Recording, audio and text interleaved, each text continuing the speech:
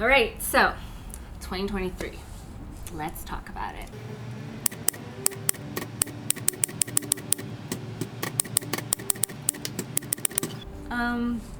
I've tried to film this multiple times now, and every time I do, I get worried that it is really inconsequential. Who would want to watch this? Why does this matter? And then it clicked. This is a little bit like my journaling in 2023. Some could ask, why does it matter? Why even write them? What the heck is it good for?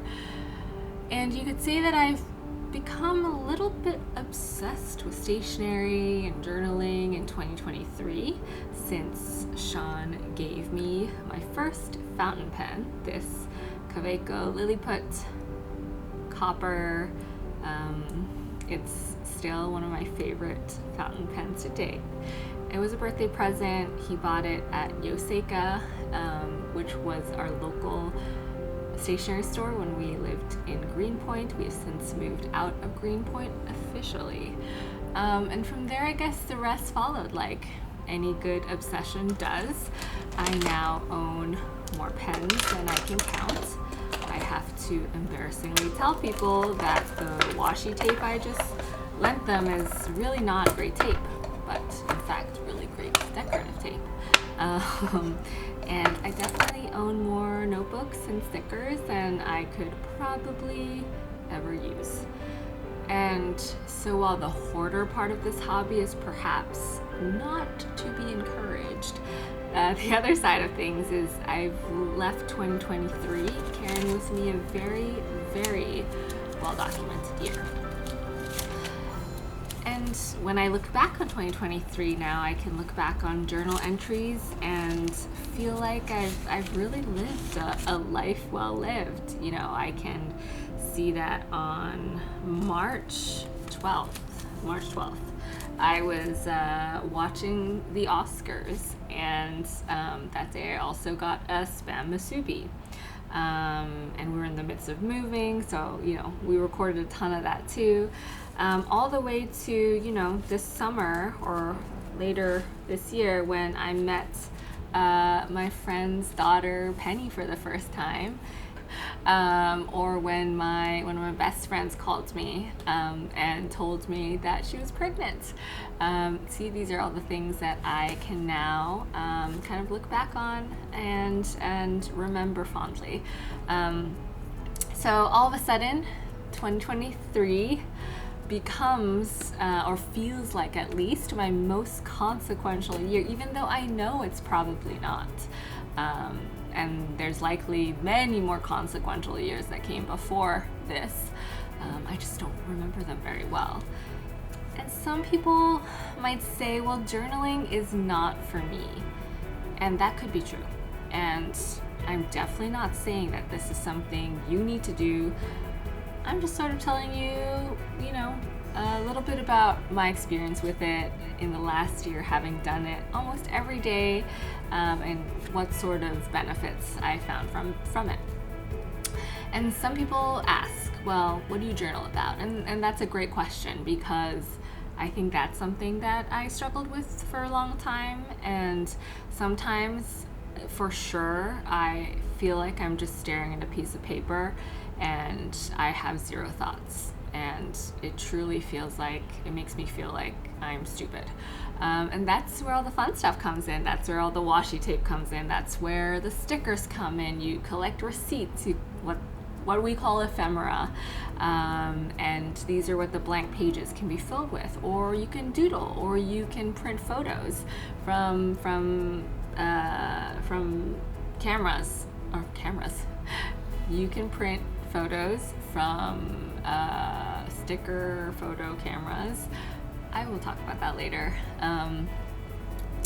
Or sometimes you can just leave it blank. It's really not a big deal, that I've realized.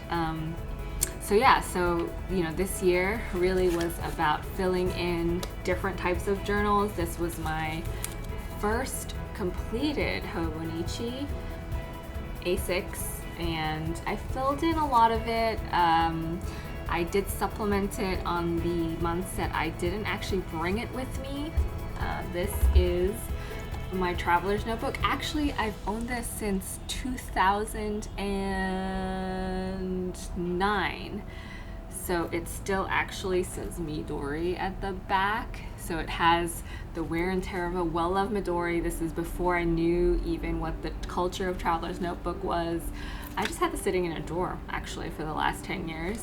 I dug it up a few years ago, or a couple of years ago, and over the summer, instead of taking this around with me, I wanted something more portable when we were in Florida. So yeah, I journaled quite differently, but still in that daily format, sticking photos and really just remembering. I think that's one thing I do want to get across is my journaling. If you read them, it's not Dear Diary, you know, Oscar was a pig and I hate him. It's more so, I mean, maybe sometimes I do write that, but it was more like, didn't sleep so well, probably because I had coffee at 5 p.m. It's a good thing to remember, because that's actually affecting me quite recently, drinking caffeine after 12. Not doing that again. That is, wow, I wrote that September 12th and forgot about that. We finally finished filing our taxes. Always such a chore. We had popos for dinner and watched episode 5 of Ahsoka. Fell asleep on the couch after we opened up my gift from mom and dad. So that was the date for my birthday. So really, again, just remembering is half the battle. But I would say that my favorite thing that I did in 2023 that I've never really done before is what I call a travel journal. So I documented and put this all in a traveler's binder. And these, my friends, I will tell you, is something I do highly recommend doing, because travel is, you know, these are moments that are kind of big in our lives and they take us out of our routine. These are new experiences and honestly very easily forgotten if you don't find a way to at least try to document it. And you know, thanks to our phones, actually, we have very well documented lives these days. We have photos and videos to remember our memories by.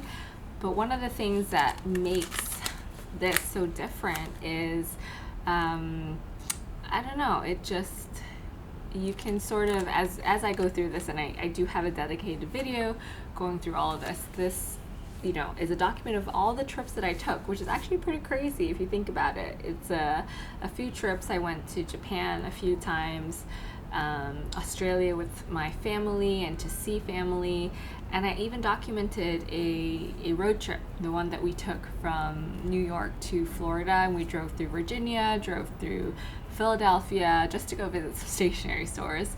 And these are, again, small. Oh, we also went to Georgia on St. Patty's Day, which I do not recommend. Too crazy. But I remember that. And so, you know, you just end up, you can keep your receipts, print photos, stickers. I don't know, they just, you know, it kind of becomes, and I've done both. I've done the digital and I've done the analog, and there's something, I just understand why people, again, print photos, and it becomes a little piece of something that just feels tangible. This is a gift to myself, and again, it might not matter to anyone else, but the fact that you do all these things and have all these experiences. And sometimes people ask, like, what did you do? And you can't really tell them exactly where you went, how you felt at that moment, or whether or not you can recommend these places. That's honestly it's sad. But I do not feel that way about any trip that I took in 2023, because these are now all in here. And so, yeah, that's 2023. And then for 2024, I am very excited to, and I didn't actually even take these down from my new shelf. So let me do that really quickly. I am doing the same thing-ish. And let's see how long that sticks with. But I will keep doing this, my hobonichi, and I've actually had to do a lot of catch up over the last few days, but I'm gonna keep at that. This is a beautiful, beautiful hobonichi A6 cover.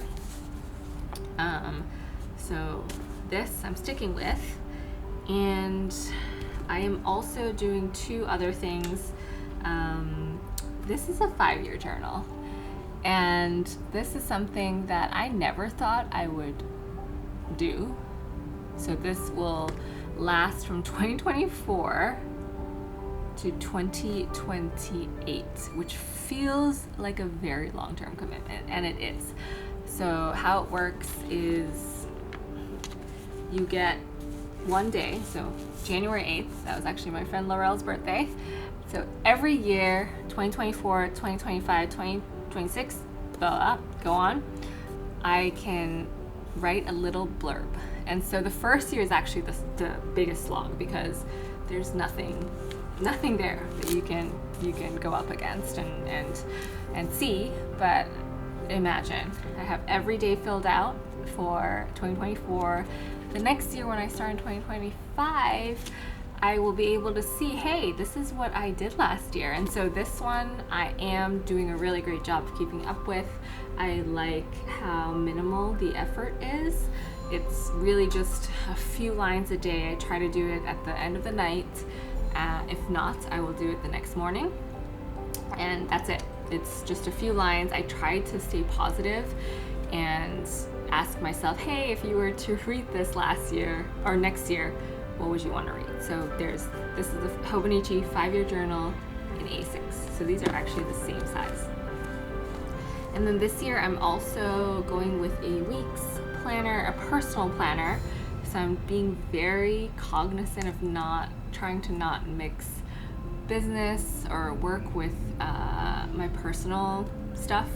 And so, kind of tracking all that. This is one of my favorite pages that I'm doing right now. It's a monthly calendar in the beginning of the journal that I typically don't know what to do with this. So I have so many stickers that I will basically, I think I've learned this from Japanese Hobonichi Weeks users on Instagram, I think, because I can't really read Japanese, that there's just a sticker that represents the day, and I write if there's a little room, I'll just write like something fun from the day. And so I've had a lot of fun just finding the right sticker for the day. And so this is a fun one. I've been loving that.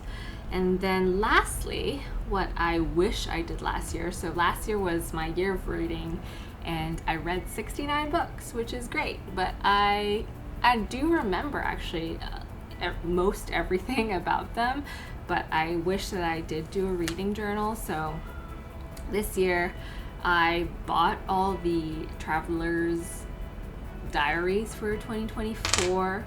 I haven't been saying 2024, 2023. Anyways, for 2024, I bought all of the vertical and the horizontal weekly, and I had no other, I can't plan that much. I'm actually not really a planner, so saying I'm part of the planner community is probably incorrect. I don't really love planning that much in a sense. I like looking back. I like recording what I did, and so yeah, I can't have two planners unless I'm trying to do one. And so this has become my reading journal. So this was last week. I read, and by read I use that term loosely because I count listening to books as part of my reading journey as well, and why not? As long as you're consuming something new, I don't see why you can't complete it. So last first week of January, I completed 3 books: Rouge by Mona Awad, Far Weather by John Vaillant, and Crying in H Mart finally by Michelle Zauner. And so I don't know how this format is going to work out, because this week, and I'm actually tracking this, I'm trying to read 100 books this year, so I'm actually tracking that in my hobonichi, that weeks, because at the back of it there is a page that is my 100, so 100 books, that's great. So I'm actually already on, I finished 7 books already, and so this week, if I finish Secret History tomorrow, I will have to write about 5 books, and I do not know if I have space in that same space to write about 5 books, because I already kind of maxed it out by writing about 3 last week. So I may need a supplemental sort of journal, separate like notes memo pad to follow this, to let myself overflow in. And so I will tell you how that's going once I know how it's going. And so yeah, I am excited. I am glad that I'm finally putting this video together. And again, I am going to continue doing travel journals, so that is just not on my list here, or at least, you know, it's not something I'm showing, but that is something I'm going to be continuing to do. And yeah, more to come. I have really 2 main words of the year to carry me into the year, and that is independence and mastery. And really driven by sort of reflecting on, you know, adulting and what independence to me means. So one of my top things that I plan to do this year in the independence category is learning how to drive. And so my planner is actually right now me trying to plan on how I'm going to learn how to drive and what that's going to take. There's that. There's stuff around financial independence, of, you know, kind of being much more intentional about things around finance that I want to get a better hold of on this year. Mastery, and just, you know, again, I think even with these videos, can I get better at it? Can I master this craft? Mastering craft. And I'm also trying to learn Japanese, so you may see that I will introduce a new journal of me trying to learn Japanese language journal. So we'll see. Haven't set that yet. And yeah, that's really my 2024. I'm excited. I am really curious if you will join me on this journey. If you haven't, you know, ever tried this before, or you're just curious, feel free to reach out. This is, you know, fairly new in the sense that, you know, this is a new hobby, but it's giving me joy. It is allowing me to feel a bit more creative. It is helping me wind down from busy days. And yeah, I think, you know, it is much harder for us to slow down, to be in touch with the physical world now that everything's online, everything is digital, and people are always saying like, oh, you know, we just have to be minimal. And I agree, you know, there's a lot of waste in the world, but if you're buying things and using them in a way that releases you creatively, I'm all for it. And that is something that I am hoping to explore more in 2024. So I'll see you soon.